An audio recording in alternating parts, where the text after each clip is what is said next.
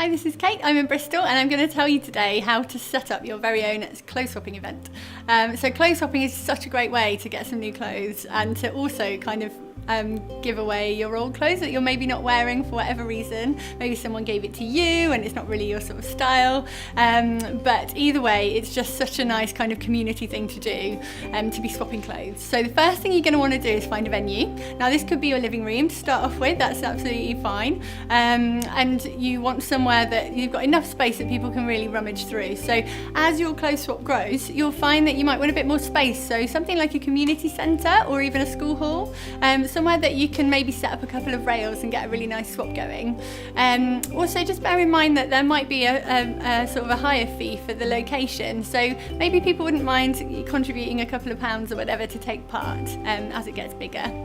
So the really important thing with the clothes swap is promoting it, so you're going to want loads of lovely people there with their clothes. So just to start off with, I think just inviting your friends and asking them to bring 2 or 3 friends with them is a really good way to get started. Also just social media, you know, there might be groups in your area that you can sort of invite and infiltrate, and then they can bring people, and you'll find before you know it you'll have lots of interesting lovely people and nice clothes. So when you're promoting your clothes swap, a really good thing to push on your social media or when you're talking to people about it is how much fun it's going to be. You really want a spirit of goodwill at your clothes swap. You want people to come for the social aspect as much as getting new things. So we're not trying to get people to kind of come and expect to leave with an equivalent value in money. Do you know what I mean? That's not what they're coming for. They're coming for the fun of it, and to hopefully find some really nice clothes. So you want to encourage a spirit of goodwill. You want to let people know what to bring. So it's got to be good quality, it's got to be clean, it's got to be dry. You don't want a big pile of old stained t-shirts, then no one will come to your next swap. So as long as you've got all of those things really clear, I think when people come, if they can bring them on hangers as well, that's really useful, because then you can put them up around the room, even on a curtain rail, something like that is fine.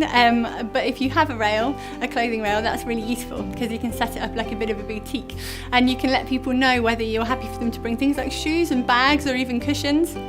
So in preparation for your swap, I think people will find it really helpful if you give them a minimum amount to swap. So maybe it's just 2 or 3 things, that's absolutely fine, but give them a bit of an indication of what they should be bringing. The other thing to think about is whether you want a bit of a swapping system. So when it's really small and it's in your living room, I think it's fine to have a free-for-all. That's actually really nice for people just to bring their things and take away anything that catches their eye. When it expands and it's a bit bigger, actually it's really good to have a bit of a system in place.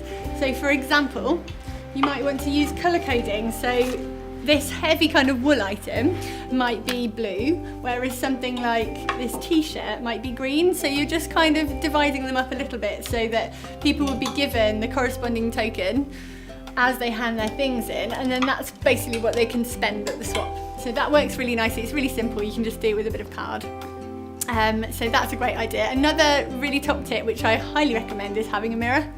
Just having a mirror at the swap will mean that people can, even if they try it on over their clothes, they can get a little idea of whether it fits, whether they like it, that kind of thing. Just eliminates the problem of people taking away things that they don't really like, which devalues the swap a little bit. So if they can try it on in a mirror, great. All the better if you can get some sort of a changing room. So maybe that's just the bathroom, or maybe it's if you're in some sort of community centre, you might be able to take a clothing rail with you and put an old curtain over it. It just creates a screen where people can have a bit of privacy to try things on. So that's another really good tip.